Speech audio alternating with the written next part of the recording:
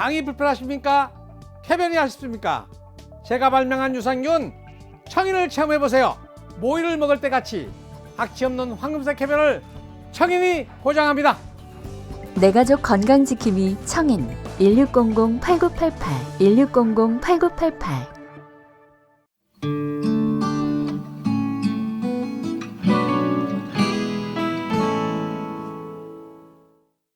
오늘은 종교개혁 497주년이 되는 기념주일입니다. 이제 3년만 있으면 종교개혁 500주년이 됩니다. 1517년 독일의 마틴 루터가 10월 31일에 비텐베르그 성당에 95개 조항을 내걸었습니다. 이는 당대 거대한 로마 가톨릭 교회 부패와 타락에 대한 문제 제기였습니다. 사실 루터가 처음부터 종교개혁을 일으켰다고 결심했던 것은 아니었습니다. 95개 조항 자체가 라틴어로 쓰여져 있었습니다. 그것은 라틴어란 당대 지식인들의 언어였습니다.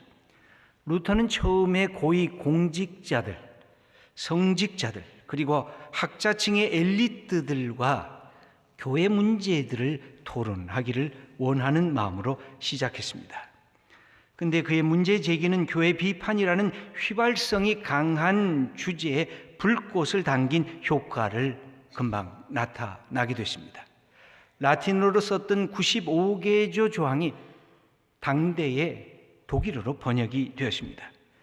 그래서 교회 개혁 운동이 들풀에 불이 번지듯 독일과 유럽 전체에 퍼져 나가게 됐습니다. 당대 가톨릭 교회는 성 베드로 성당, 지금도 가보면 참으로 어떻게 이런 성당을 지었는가, 이 찬탄이 나오지 않을 수가 없습니다. 그것을 짓기 위해서 많은 자금이 필요했습니다. 그래서 성직자들로 하여금 면죄부를 파는 그 일을 허용하게 됩니다. 그때 당대의 설교자들은 위험한 소리를 서슴없이 해대고 있었습니다. 루터의 95개 조항에 몇 가지를 살펴보면 이런 면죄부에 대한 비판이 실려 있습니다. 27조입니다. 돈이 헌금에서 쨍그랑 소리를 내는 순간 영혼이 연옥에서 해방된다고 꾸며대는 사람들은 인간의 허튼 소리를 설교하는 것이다.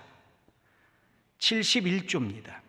사도의 가르침에 따른 면죄의 진리에 반대하는 말을 하는 자는 비난받고 저주받을 것이다.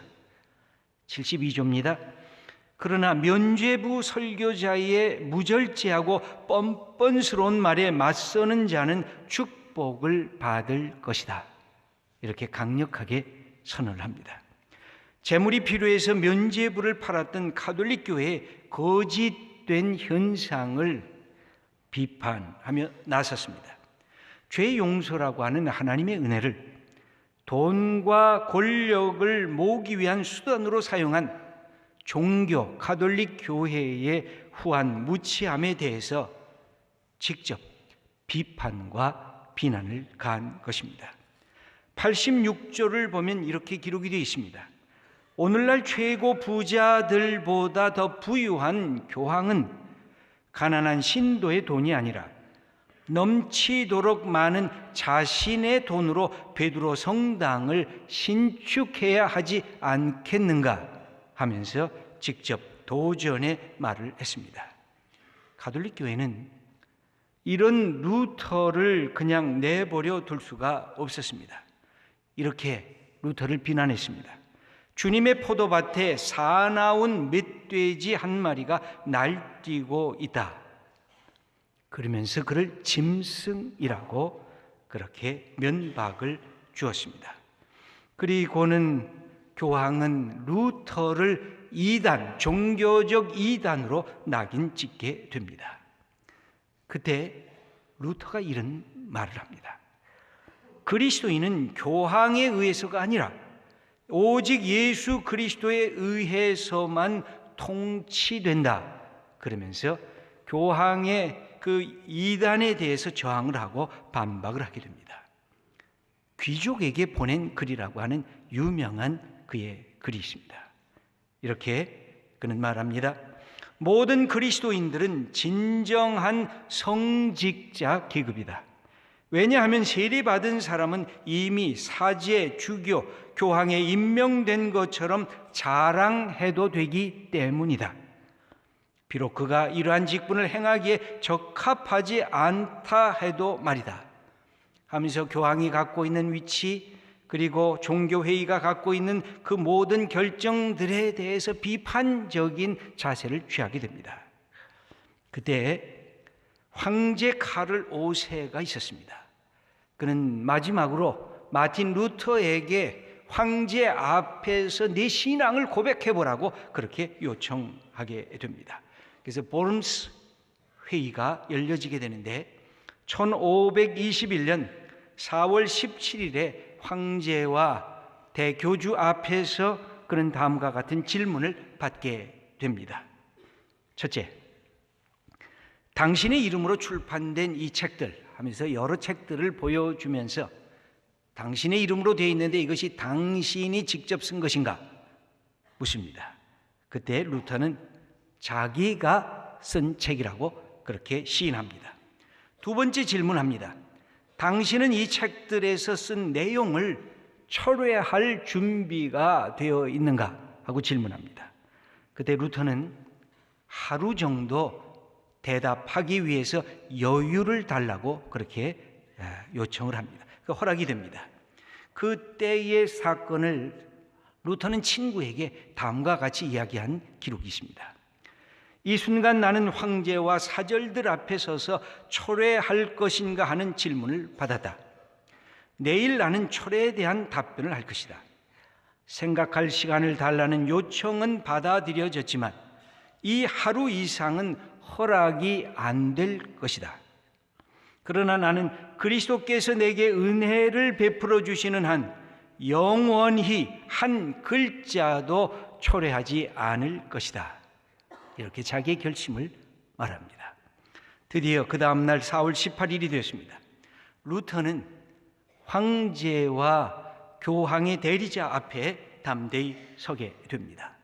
그리고 마지막에 이렇게 황제 앞에서 그는 말하고 있습니다.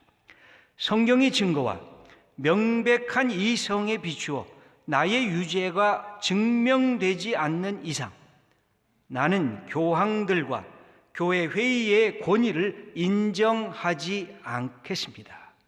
하고 용기 있는 대답을 합니다.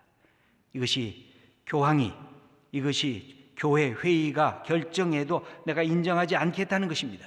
성경에 의해서 내가 잘못이, 그리고 이성에 의해서 내 죄가 확인되지 않는 한, 그러면서 그는 이렇게 말합니다. 내 양심은 하나님의 말씀에 사로잡혀 있습니다.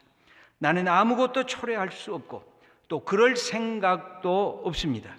왜냐하면 양심에 거슬러 행동하는 것은 위험하고 불가능한 일이기 때문입니다. 하나님이여 나를 도우소서. 이렇게 기도하고 증언을 마치게 됩니다. 여러분, 이게 지금 500년 전 일입니다. 당대 종교개혁자들이 종교개혁을 하다가 교황이 이단 파문을 내리게 돼서 화형에 처한 사람들이 참으로 많았습니다. 이 루터도 워름스 회의에 가게 될 때 많은 사람들이 말렸습니다. 가지 말라고. 근데 루터가 한 말이 있습니다. 이 워름스의 집들의 지붕에 있는 기와장처럼 악마 새끼들이, 귀신의 새끼들이 많아도 나는 갈 거다. 그러면서 이 워름스 회의에 참여하고 이 말을 하게 된 것입니다. 그때부터 루터는 모든 법적인 보호망이 사라지게 됩니다. 루터를 언제든지 죽여도 괜찮다고 하는 그런 윤호가 저절로 내려지게 됐습니다. 그리고 나서 루터는 피하게 됩니다. 어디를 피하느냐면 바르트부르크 성에 숨어 지내게 됩니다. 그러면서 그가 제일 먼저 한 일이 있었습니다. 그는 하나님의 말씀을 헬라어에서 라틴어로 된 데서부터 독일어로 번역하기 시작했습니다. 신약은 몇 주 만에 끝났습니다. 구약도 다시 번역을 했습니다. 그래서 독일 그리스도인이면 누구나 하나님의 말씀인 성경을 자기의 언어로 읽어 나갈 수 있는 축복을 이 마틴 루터가 엮어낸 것입니다. 거기에 무슨 이유가 있을까요? 성직자들에게 독점되었던 성경을 모든 사람이 읽으라.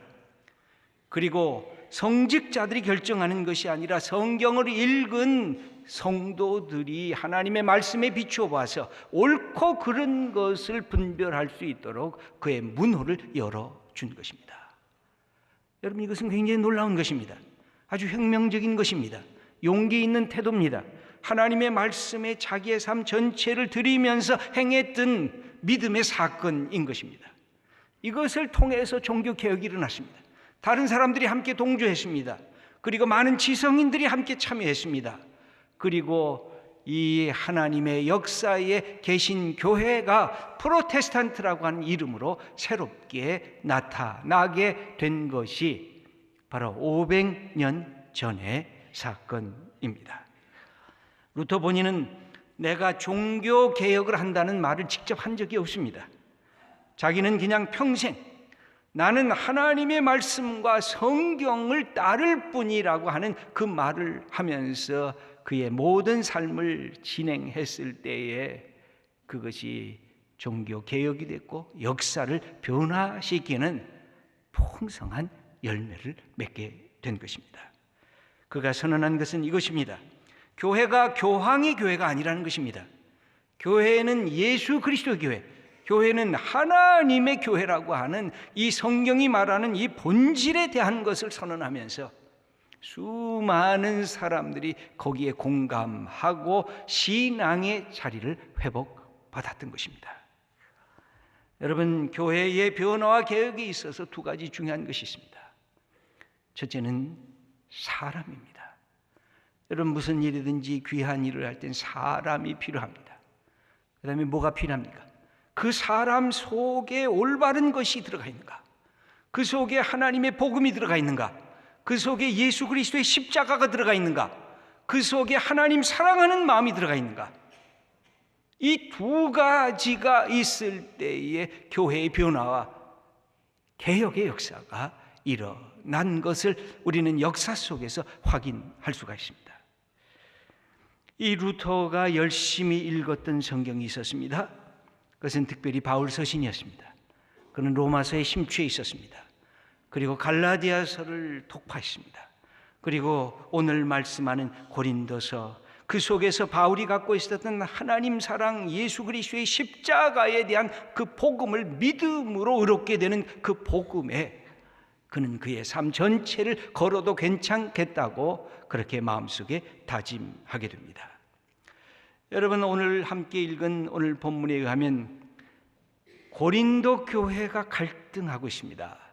분파하고 분쟁하고 있습니다. 그런데 그 꼭대기에는 뭐가 있습니까? 영적인 지도자들의 이름이 거론되고 있습니다.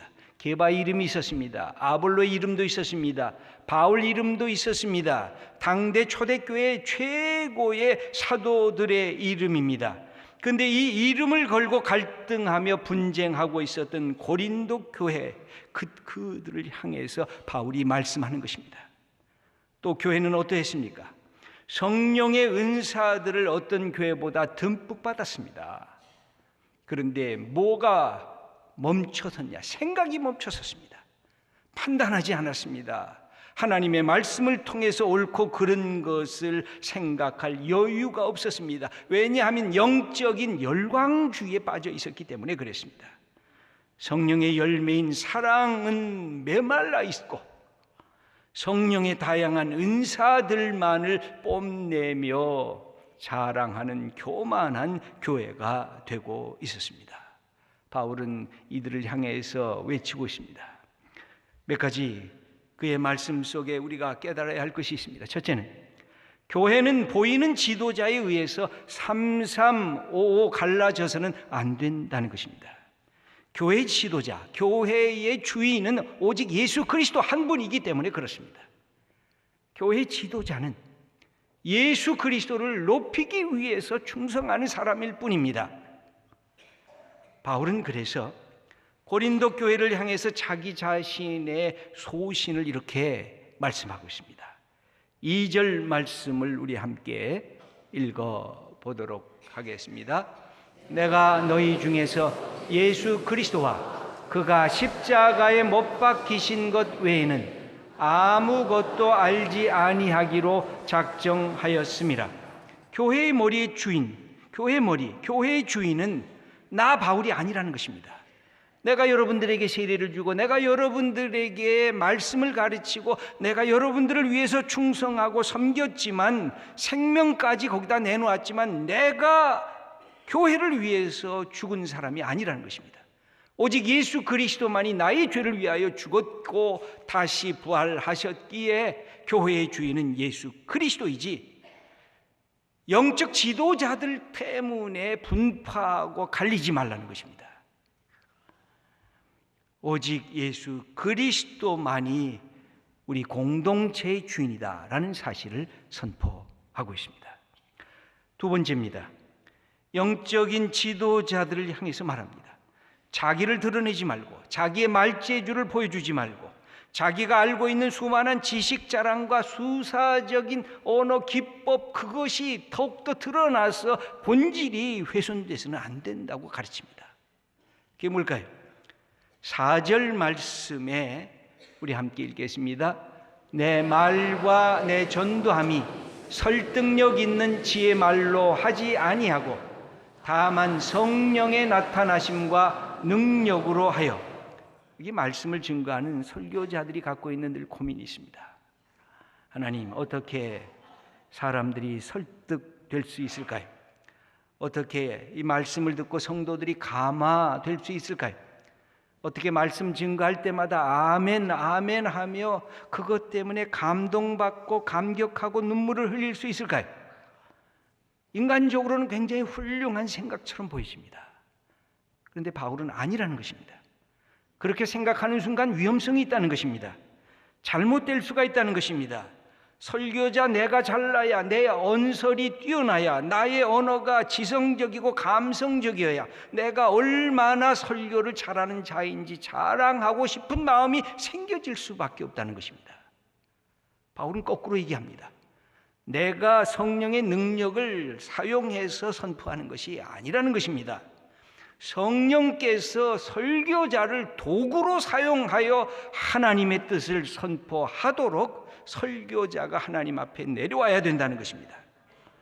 그래야 성령의 능력이 나타난다고 바울은 가르치고 있습니다. 여러분, 성령의 능력이 나타나는 것이 뭘까요? 우리가 말씀 들을 때 예수님께서 내 주님이구나, 난 예수님을 믿는 것이 너무 자랑스럽구나, 그런 마음을 드는 것이 성령의 역사가 나타나는 것입니다. 내가 말씀 들으면서 하나님이 나의 아버지시구나, 내가 하나님의 아들이요 하나님의 사랑하는 딸이구나, 이런 자존감이 생겨지는 그것이 성령의 역사가 나타나는 것입니다. 성령의 역사가 나타나는 것은 내가 주님의 사랑으로, 하나님 사랑으로 내 속에 있는 미움과 분노가 잔잔해지고 내가 이제는 사랑할 마음이 생겼구나 하고 하나님 사랑에 감복하게 되는 것, 그것이 성령이 나타나는 역사라고 하는 것입니다. 여러분, 바울은 이 목표를 향해서 자기가 갖고 있는 모든 것을 사용했지만 먼저 하나님, 먼저 예수님, 먼저 성령님을 그렇게 드러내기를 열망했던 것입니다. 세 번째로 영적인 지도자들을 향해서 바울은 말씀합니다. 하나님 앞에서, 사람들 앞에서 가져야 할 태도가 있다고 가르칩니다. 3절 말씀을 함께 읽겠습니다. 내가 너희 가운데 거할 때에 약하고 두려워하고 심히 떨었노라. 두렵고 떨림으로 공동체를 이끌어야 된다는 것입니다. 여러분, 우리의 삶의 가장 치명적인 문제가 뭘까요?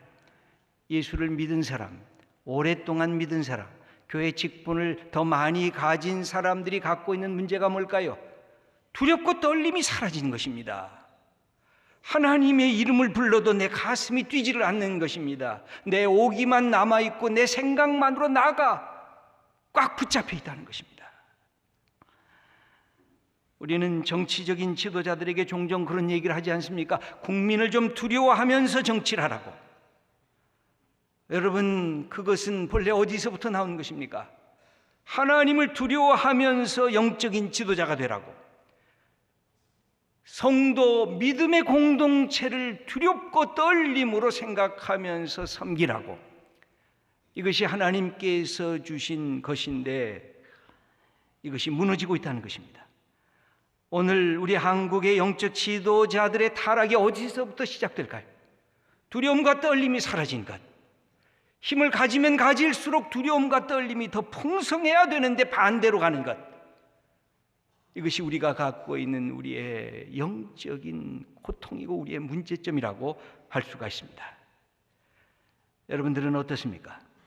나이가 드셨습니까? 신앙의 연륜이 쌓이셨습니까? 그런데 마음이 굳어집니까? 마음이 딱딱해지고 멈춰서 있습니까? 아니면 더 부드러워집니까? 더 넉넉해집니까? 여러분, 인생이 지나가면 몸은 딱딱해지게 되어 있습니다. 그런데 우리가 영적인 그리스도 안에서 우리가 깨닫는 것이 있습니다. 우리의 몸은 딱딱해지는 것 같지만 우리의 영은 날로 새롭고 부드럽고 넉넉해지는 것입니다. 고린도 후서 4장 16절에 사도 바울은 우리들에게 가르칩니다. 우리 함께 읽겠습니다. 우리의 겉사람은 낡아지나 우리의 속사람은 날로 새로워진다. 여러분, 여기에서 새로워지는 것은 겸손해지는 것이고 부드러워지는 것이고 하나님의 말씀의 문을 열어 나가는 것입니다. 우리 한국교회 수많은 문제점들이 있을 것입니다. 이 모든 것을 다 합해서 한 가지로 요약을 한다고 하면 하나님 앞에서 두려움과 떨림이 사라진, 이것이 우리가 갖고 있는 신앙적 문제요, 우리의 타락의 원인이라고 할 수가 있습니다. 여러분, 하나님께서 이 시대에도 하나님의 사람을 요청하고 계십니다. 말씀의 사람, 하나님 사랑하는 사람, 교회 충성하는 사람, 그리고 교회의 연약함에 대해 아파하는 사람, 그것을 내 속에 있는 아픔으로 함께 참여하는 믿음의 사람들을 요청하고 있습니다. 우리 사랑하는 귀한 성도님들을 통해서 우리 교회가 하나님이 기뻐하시는 교회, 그리고 우리가 있는 삶의 그 현장이 하나님 나라가 이루어지는 그 현장이 되도록 우리가 다시 말씀 앞에 다시 돌아오고 두렵고 떨림으로 하나님을 사랑하고 주님 앞에 충성하는 복된 성도님들 다 되시기를 축원합니다.